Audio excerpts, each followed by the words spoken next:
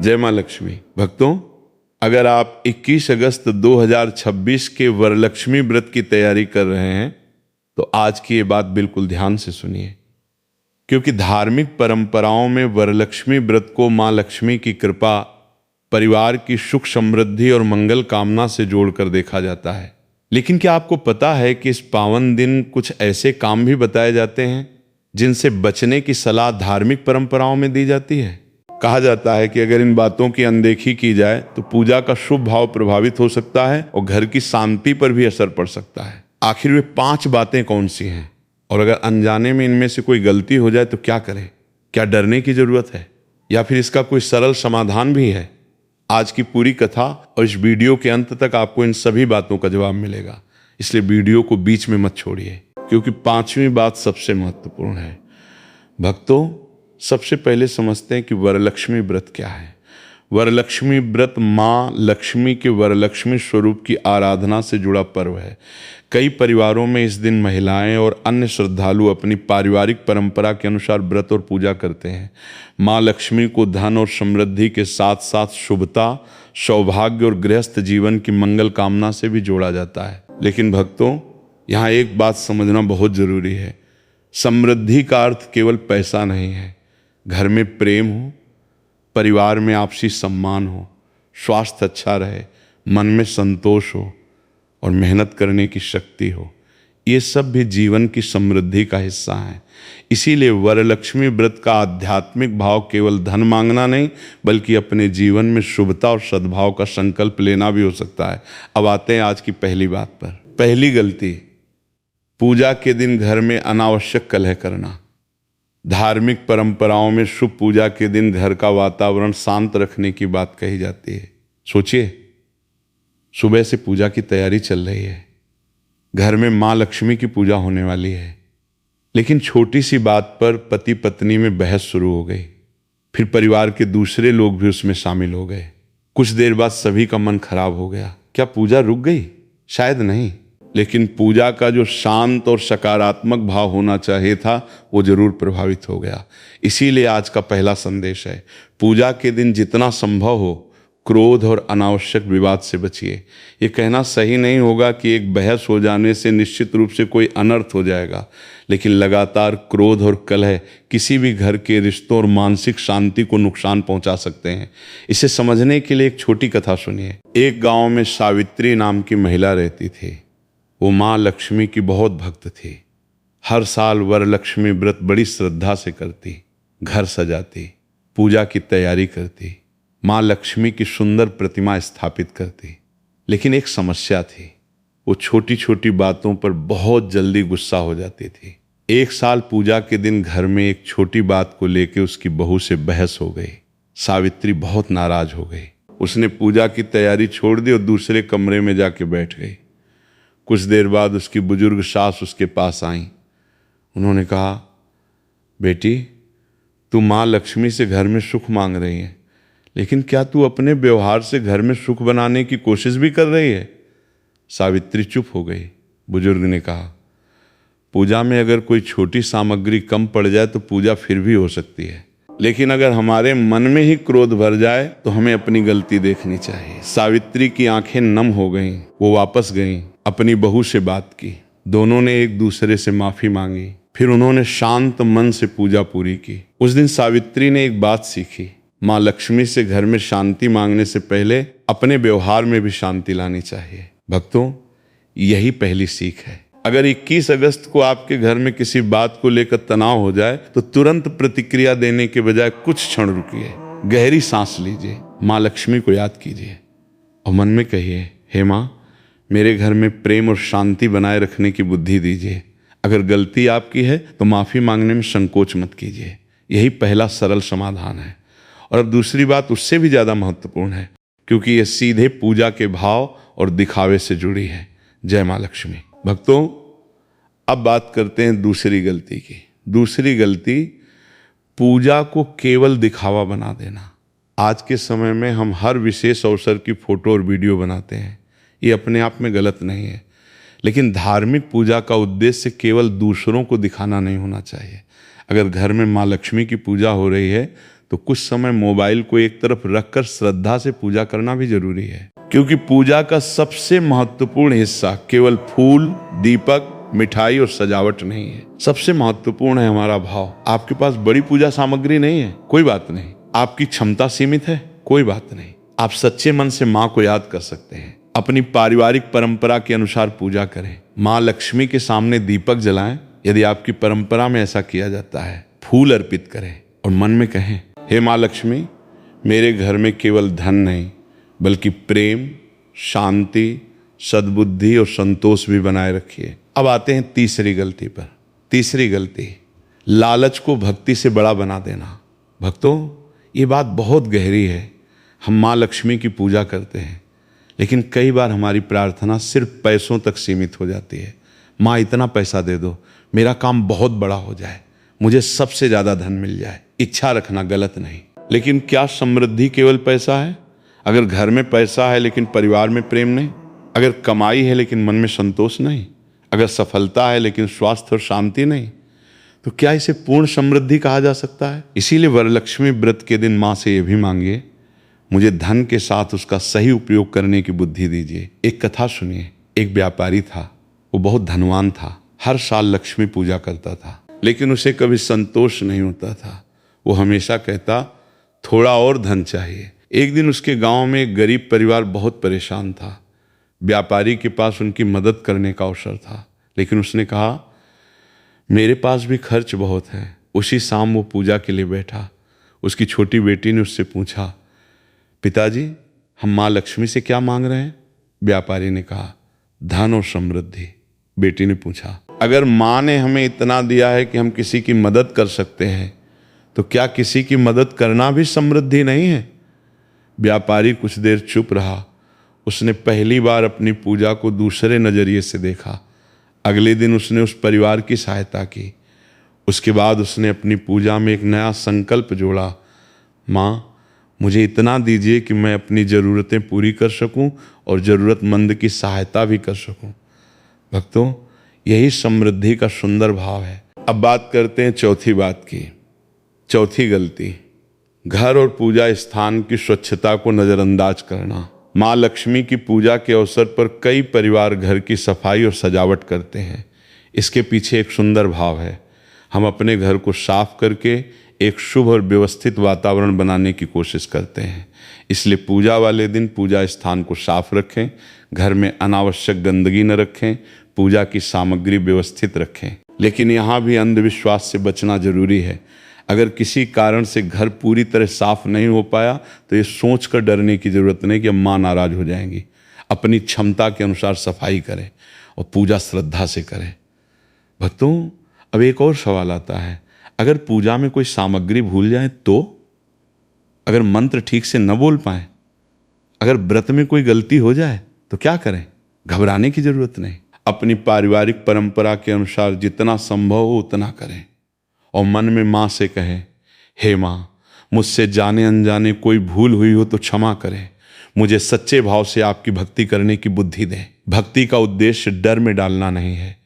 भक्ति हमें बेहतर इंसान बनने की प्रेरणा दे सकती है। अब बची है पांचवी और सबसे महत्वपूर्ण बात। इसी में इस पूरे वीडियो का सबसे बड़ा संदेश छिपा है। जय माँ लक्ष्मी। भक्तों, अब ध्यान से सुनिए। आज की पांचवी बात सबसे महत्वपूर्ण है। पांचवी गलती, माँ लक्ष्मी से केवल धन मांगना और कर्म को भूल जाना। भक्तों, अगर कोई व्यक्ति कहे, माँ लक्ष्मी मुझे धन दे दे, और उसके बाद वो मेहनत ही न करे, काम को टालता रहे, समय बर्बाद करता रहे, गलत तरीके से पैसा कमाने की कोशिश करे, तो क्या केवल प्रार्थना से सब कुछ बदल जाएगा? हमारी जिंदगी में कर्म की भी बहुत बड़ी भूमिका है। इसलिए वरलक्ष्मी व्रत के दिन माँ से प्रार्थना करें, माँ, मुझे मेहनत करने की शक्ति दीजिए, सही निर्णय लेने की बुद्धि दीजिए और गलत रास्ते से बचाइए। अगर आप विद्यार्थी हैं तो माँ को याद करके पढ़ाई कीजिए। अगर नौकरी की तलाश है तो तैयारी कीजिए। अगर व्यापार करते हैं तो ईमानदारी से काम कीजिए। अगर आर्थिक समस्या है तो अपने खर्च और कमाई को समझिए। यही प्रार्थना और कर्म का संतुलन है। अब सुनिए एक ऐसी कथा जो इस बात को बहुत अच्छी तरह समझाती है। एक गांव में गोपाल नाम का व्यक्ति रहता था। उसकी आर्थिक स्थिति अच्छी नहीं थी। वो हर साल वरलक्ष्मी व्रत करता। माँ लक्ष्मी के सामने बैठकर कहता, माँ मेरे घर में धन की कमी दूर कर दीजिए। लेकिन उसकी एक आदत थी, वो मेहनत करने के बजाय जल्दी परिणाम चाहता था। काम मिलता तो कुछ दिन करता, फिर छोड़ देता। नई चीज सीखने का मन नहीं करता। खर्चों पर नियंत्रण नहीं था। एक साल वरलक्ष्मी व्रत के दिन उसने बहुत बड़ी पूजा की। पूजा के बाद भी वो परेशान बैठा रहा। तभी उसके पिता ने उससे कहा, बेटा तू माँ से रास्ता मांगता है लेकिन रास्ते पर चलने को तैयार है। गोपाल ने पूछा, क्या मतलब? पिता बोले, माँ से धन मांगना गलत नहीं, लेकिन माँ से ये भी मांग कि तुझे मेहनत करने की बुद्धि मिले, जो अवसर मिले उसे पहचानने की समझ मिले और अपनी गलतियों को सुधारने का साहस मिले। गोपाल ने उस दिन एक छोटा संकल्प लिया। उसने अगले दिन से अपने काम का समय तय किया। हर दिन कुछ नया सीखना शुरू किया। अनावश्यक खर्च कम किए और जब भी परेशानी आती वो घबराने के बजाय सोचता, अभी मैं क्या कर सकता हूँ। कुछ महीने बाद उसकी स्थिति धीरे धीरे सुधरने लगी। उसने महसूस किया शायद उसकी जिंदगी एक दिन में नहीं बदली थी, लेकिन उसकी सोच बदल गई थी और सोच बदलने के बाद उसके कर्म बदल गए। यही इस कथा की सीख है। भक्तों, वरलक्ष्मी व्रत का अवसर हमें ये याद दिला सकता है कि समृद्धि केवल बाहर से आने वाली चीज नहीं, हमारे भीतर की मेहनत, बुद्धि, संतोष, अनुशासन और अच्छे संबंध भी जीवन की संपत्ति है। अब अगर आज आपसे कोई गलती हो गई तो क्या करें? पहला समाधान, घबराएं नहीं। पूजा में छोटी गलती होने पर खुद को दोष देते रहने की जरूरत नहीं। दूसरा, माँ से क्षमा मांगे, सच्चे मन से कहें, हे माँ लक्ष्मी मुझसे जाने अनजाने कोई भूल हुई हो तो क्षमा करें। तीसरा, गलती को समझें। अगर आपने किसी से कठोर बात की है तो माफी मांगिए। अगर पूजा में कोई चीज भूल गए हैं तो अपनी परंपरा के अनुसार जो संभव हो वो कर लें। अगर व्रत रखना आपके स्वास्थ्य के लिए उचित नहीं है तो केवल दबाव में आकर खुद को तकलीफ देने की जरूरत नहीं। अपनी क्षमता और परिस्थिति के अनुसार धार्मिक अभ्यास करें। चौथा, अच्छा संकल्प लें। एक छोटी अच्छी आदत चुनिए, जैसे रोज समय पर उठना, अनावश्यक खर्च कम करना, परिवार को समय देना या रोज कुछ मिनट प्रार्थना करना। और पांचवा, अपने कर्म को मत छोड़िए। भक्तों, यही सबसे जरूरी समाधान है। अब कुछ क्षण अपने घर की तरफ देखिए। क्या आपके परिवार में कोई नाराज है? क्या किसी रिश्ते में दूरी है? क्या आर्थिक चिंता चल रही है? क्या मन में कोई डर है? आज माँ लक्ष्मी के सामने उस समस्या को रखिए, लेकिन केवल समस्या खत्म करने की प्रार्थना मत कीजिए। कहिए, माँ मुझे इसे सही तरीके से संभालने की बुद्धि दीजिए। अब अगले और अंतिम भाग में हम इसी भावना के साथ माँ लक्ष्मी की विशेष प्रार्थना करेंगे और अंत में आज के 5 पॉइंट्स का ऐसा रिकैप होगा जिसे व्यूअर आसानी से याद रख सके। जय माँ लक्ष्मी। भक्तों, अब आज की पूरी बात को एक बार फिर याद कर लेते हैं। आज हमने 21 अगस्त वरलक्ष्मी व्रत के अवसर पर 5 महत्वपूर्ण बातों को समझा। पहली बात, घर में अनावश्यक कलह और क्रोध से बचने की कोशिश करें। माँ लक्ष्मी से घर में शांति मांगते हैं तो अपने व्यवहार में भी शांति लाने की कोशिश करें। दूसरी बात, पूजा को केवल दिखावा न बनाएं।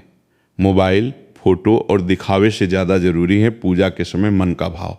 तीसरी बात, लालच को भक्ति से बड़ा न बनने दें। माँ से धन मांगिए, लेकिन साथ में धन का सही उपयोग करने की बुद्धि भी मांगिए। चौथी बात, घर और पूजा स्थान की स्वच्छता और व्यवस्था का ध्यान रखें, लेकिन अगर कोई छोटी कमी रह जाए तो डरने की जरूरत नहीं। अपनी क्षमता के अनुसार सफाई करें और श्रद्धा से पूजा करें। पांचवी और सबसे महत्वपूर्ण बात, माँ लक्ष्मी से केवल धन नहीं, सही कर्म करने की शक्ति और बुद्धि भी मांगें। भक्तों, यही इस पूरे वीडियो का सार है। वरलक्ष्मी व्रत को डर के रूप में नहीं, बल्कि भक्ति, कृतज्ञता, परिवार, सद्भाव और अच्छे कर्मों के अवसर के रूप में समझना ज्यादा सुंदर है। अगर आपके घर में इस दिन कोई विशेष पारंपरिक पूजा होती है तो अपने परिवार की परंपरा के अनुसार उसे करें। किसी विशेष पूजा विधि या मुहूर्त को लेकर संदेह हो तो स्थानीय पंचांग या योग्य धार्मिक मार्गदर्शक से जानकारी लेना बेहतर है। अब अपने हाथ जोड़िए, आंखें बंद कीजिए और मन में माँ लक्ष्मी का शांत स्वरूप याद कीजिए। अब मेरे साथ प्रार्थना कीजिए। हे माँ लक्ष्मी, मेरे घर में केवल धन नहीं, सुख और शांति भी बनाए रखिए। मेरे परिवार में प्रेम और आपसी सम्मान बनाए रखिए। मेरे माता पिता को सुख और स्वास्थ्य दीजिए। जो व्यक्ति आर्थिक परेशानी से गुजर रहा है उसे सही रास्ता दिखाइए। जो मेहनत कर रहा है उसे धैर्य दीजिए। जो विद्यार्थी पढ़ाई कर रहा है उसे एकाग्रता दीजिए। जो नौकरी की तलाश में है उसे सही अवसर पहचानने की बुद्धि दीजिए। जो व्यापार कर रहा है उसे ईमानदारी और सही निर्णय की शक्ति दीजिए। मेरे मन से लालच, अहंकार और अनावश्यक चिंता को कम कीजिए। मुझे धन का सही उपयोग करने की समझ दीजिए। और सबसे महत्वपूर्ण, माँ, मुझे वो शक्ति दीजिए कि मैं अपनी जिम्मेदारियों से भागूं नहीं। मुझे वो बुद्धि दीजिए कि मैं गलत रास्ते पर न जाऊं। और मुझे वो संतोष दीजिए कि जो मेरे पास है उसके लिए मैं कृतज्ञ रह सकूं। अब 3 बार माँ लक्ष्मी का स्मरण करें। ईय श्रीं महालक्ष्म्यै नमः। ईय श्रीं महालक्ष्म्यै नमः। ईय श्रीं महालक्ष्म्यै नमः। अब मन में अपने परिवार के लिए मंगल कामना करें। कहें, माँ लक्ष्मी, हमारे घर में सुख रहे, शांति रहे, प्रेम रहे और सद्बुद्धि बनी रहे। भक्तों, अगर 21 अगस्त के दिन आपसे कोई छोटी धार्मिक गलती हो जाए तो घबराइए मत। ईश्वर के सामने सच्चे मन से क्षमा मांगिए।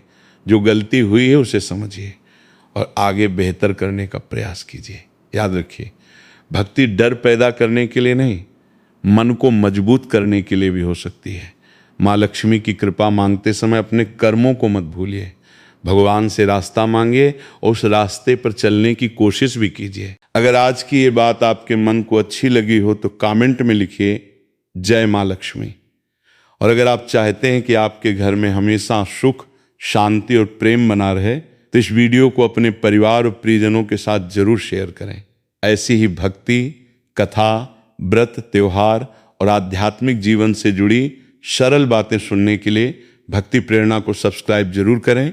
माँ लक्ष्मी आपके घर में सुख शांति बनाए रखें, आपके कर्मों को सही दिशा दें, आपके मन में संतोष रखें और आपके परिवार पर अपनी कृपा बनाए रखें। जय माँ लक्ष्मी। या श्री महालक्ष्मी नमः। हर हर महादेव। जय माँ लक्ष्मी।